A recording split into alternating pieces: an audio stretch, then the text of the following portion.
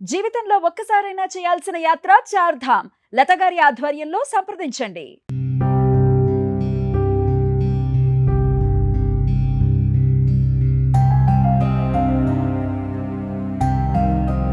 ప్రభుత్వ ఆసుపత్రులలో పసికందులు అమ్మకానికి ఉన్నారు. పురిట్లోనే పిల్లలను అమ్మేస్తున్నటువంటి ఒక ఉదంతం తాజాగా వెలుగులోకి వచ్చింది. అది ఎక్కడో కాదు, కడప జిల్లా చెన్నూరు ప్రభుత్వ ఆసుపత్రిలో జరిగినటువంటి ఒక సంఘటనను సుమన్ టీవీ ఇప్పుడు మీ ముందుకు తెచ్చే ప్రయత్నం చేస్తూ ఉంది. మా చాపాడు మండలం సిద్ధారెడ్డిపల్లెకు చెందినటువంటి నారాయణమ్మకు 10 ఏళ్ల క్రితం బాలాకుమార్ అనే వ్యక్తితో పెళ్ళయింది. ఇప్పటికే ఇద్దరు పిల్లలున్నారు. మూడో కాన్పుగా మళ్ళీ కొడుకు జన్మించారు. ముగ్గురు కొడుకులతో మురిసిపోతున్నటువంటి ఆ దంపతులకు వాళ్ళలో ఒకరికి అనుకోని పాడుబుద్ధి పుట్టింది. అది ఇప్పుడు కటకటాలు పాలు చేసేంత వరకు కూడా వాళ్ళను తీసుకెళ్ళింది.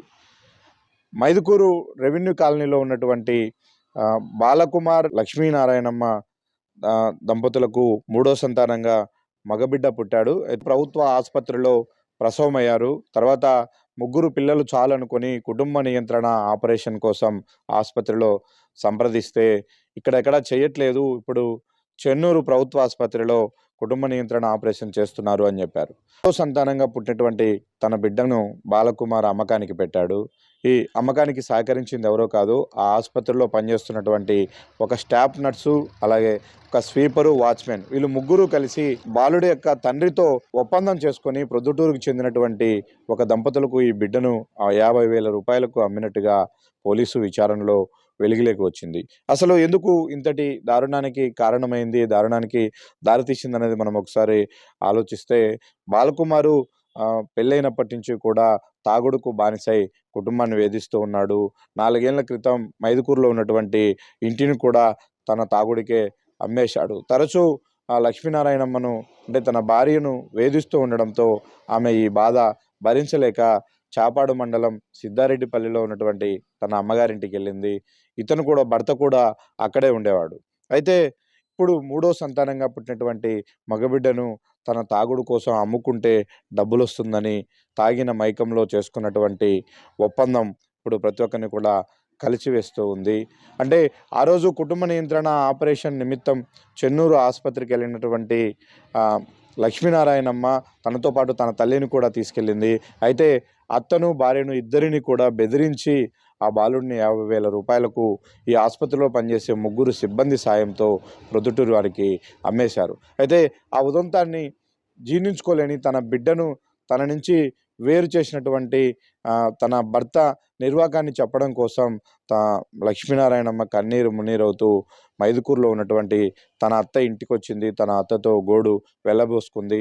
తన అత్త ఇచ్చినటువంటి ధైర్యంతో ఐసిడిఎస్ అధికారులకు ఫిర్యాదు చేశారు. వెంటనే రంగంలోకి దిగినటువంటి ఐసిడిఎస్ అధికారులు పోలీసులతో కలిసి విచారణ చేపట్టారు.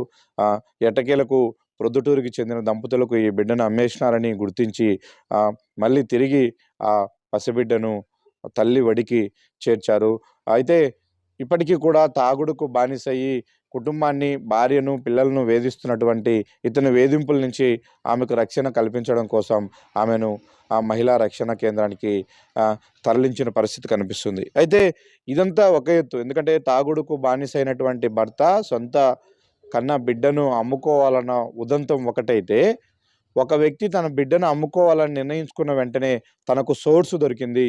అదే ఆసుపత్రిలో ఉన్నటువంటి వీళ్ళు ముగ్గురు ఒక ప్లానుడ్గా, అంటే ఎప్పటి నుంచో ఈ వ్యవహారాలు నడుపుతున్న వారిగా వెంటనే ఎవరికైతే బిడ్డ కావాలో వాళ్ళ ఇన్ఫర్మేషన్ ఇవ్వడం, వాళ్ళతో సంప్రదించడం, ఈ లావాదేవీలన్నీ కూడా పద్ధతిగా జరపడం వెనుక అనేక అనుమానాలు వ్యక్తమవుతున్నాయి. ఇప్పటికే ఆ చెన్నూరు ఆసుపత్రి వాచ్మెన్ను పోలీసులు అరెస్ట్ చేసి అన్ని కోణాల్లో కూడా విచారిస్తున్నటువంటి పరిస్థితి కనిపిస్తుంది. అంటే ప్రభుత్వ ఆసుపత్రిలో ప్రసవానికి వచ్చేటువంటి తల్లిదండ్రులందరూ కూడా ఒకసారి ఉలిక్కి పడేటువంటి సంఘటన ఇది.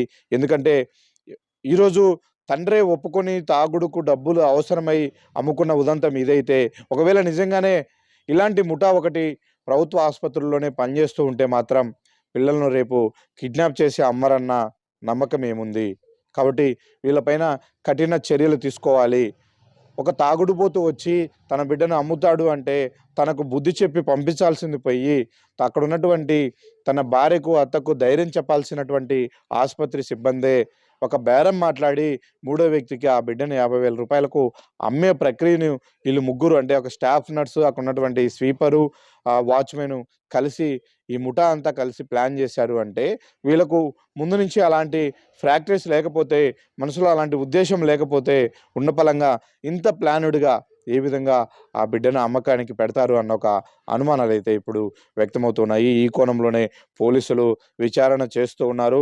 కేవలము ఆ బిడ్డ యొక్క తండ్రి మెదడు నుంచి పుట్టిన మైకం నుంచి పుట్టినటువంటి ఆలోచనేనా, లేకపోతే ఇంకేమైనా దీని వెనుక జరిగిందా అన్న కోణంలో కూడా పోలీసులు విచారణ చేస్తున్న పరిస్థితి కనిపిస్తుంది.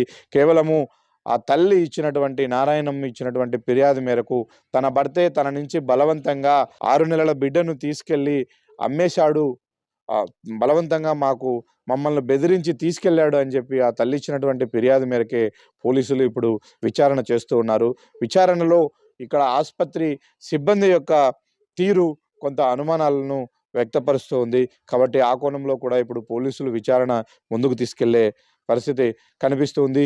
ఏది ఏమైనప్పటికీ ఇలాంటి సంఘటనలు జరగకుండా ఉండాలి అంటే అమ్మకానికి పెట్టినటువంటి ఆ తండ్రిని కఠినంగా శిక్షించడంతో పాటు ఇలాంటి వ్యవహారాలను ప్రభుత్వ ఆసుపత్రుల్లోనే ఎంకరేజ్ చేస్తున్నటువంటి, ప్రోత్సహిస్తున్నటువంటి ఈ ముగ్గురు సిబ్బంది పైన కూడా కఠిన చర్యలు తీసుకోవాలని కూడా యావత్ సమాజం కోరుకుంటోంది. నైట్ పోయినాము, ఇది ఆపరేషన్ చెక్ ఇచ్చారంట, అది లెక్క. ఆ రోజు పోయింటే కానీ వాళ్ళు ఈరోజు సార్ వాళ్ళు ఇంటికి పోయినారు, కుట్లు తీసుకుని వచ్చినప్పుడు రాండి అంటే అప్పుడు పోయినామా. కుట్లు తీసుకుని వచ్చినాక మేడం అడిగితే లీవ్లో ఉండమ్మా ఇప్పుడు లేను, మరి ఒకరోజు వచ్చినాక ఇచ్చాము పిల్లేమని చెప్పింది. వచ్చేసినాము. మళ్ళీ నిన్న తోలుకొని పోయి చెప్పిచ్చారు, నాకు పనులు ఏం లేవు, ఏదైనా వచ్చి తిందాము, కూరగాయలు మంచి చెక్ తెచ్చుకొని తిందామని చెప్పి తోలుకొని పోయిన పక్కన ఇటు ఆసుపత్రి ఇటు ఎదురుగా వాళ్ళ ఇల్లు ఉంది, పాలు అన్నీ అమ్ముతారు. ఆమెతో ఆపరేషన్కు పోయినప్పుడు ఆమె చెప్పిండంటే ఆమె నిన్న రాత్రి పోయినప్పుడు మొన్న ఇట్లా కొనుక్కుంటారంట, ఎవరన్నా పిల్లోని తీసుకుంటారని అందరూ చెప్తాను. మేడం ఒక డాక్టర్ ఏమో నైట్ డ్యూటీ చేసామా విని ఏంది పరిస్థితి అని అడిగింది. అడిగింటే ఇట్లా బాబును అమ్ముతారంట, వీళ్ళు తీసుకోండి అని చెప్పింది. అటైతే నాకు ఎంతో నాకు తెలిసిన వాళ్ళు మా వాళ్ళే అడిగిన ఒకసారి అడిగింటే మేము ఎవరు లేక ఇప్పుడే మేము అనుకోలే, నువ్వు అమ్ముతా ఉంటున్నావు కదా మేము తీసుకుంటాను కానీ మేడం అని మాకు పిల్లలు తీసుకుపోయినాక మళ్ళీ డబ్బు తీసుకొని వచ్చినాడు మేడం. వాళ్ళు మహాలు వెళ్ళే వాళ్ళని ఎవరైనా తెలుసు మాకు.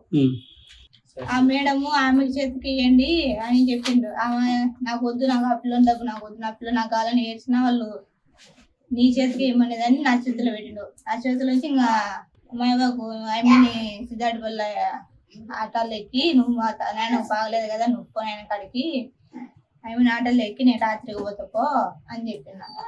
నేను మా ఊరికి పోయింటే అంతకుముందు మా ఊరితో కూడా అట్లా పిల్లని అమ్ముతా, ఎవరైనా తీసుకునే వాళ్ళంటే చెప్పుకుందామని నేను ముగ్గురు సాకలేను, ఇద్దరైతే సాకుంటా, ముగ్గురినైతే సాకలేను, ఎవరైనా ఉంటే చెప్పుకుందామని చెప్పిందంట.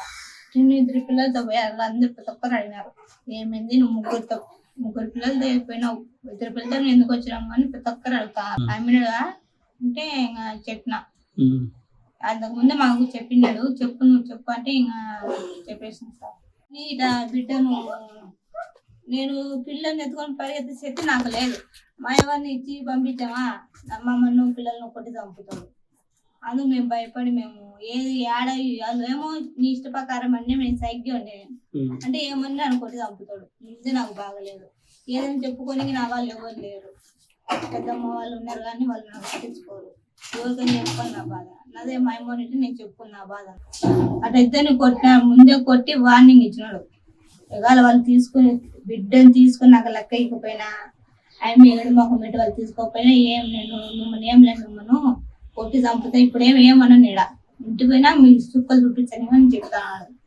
ముందే కొట్టినాడు, మళ్ళీ ఇంటికి వచ్చి మళ్ళీ మీకు ఏం లేదు వాళ్ళు ఏడ్చి నువ్వు వాళ్ళ కాడ అట్లనే వాళ్ళ బిడ్డ తీసుకుపోయి నాకు లెక్క ఇకపోయినా మేము ఖచ్చితంగా చంపేస్తాను బెదిరించాను.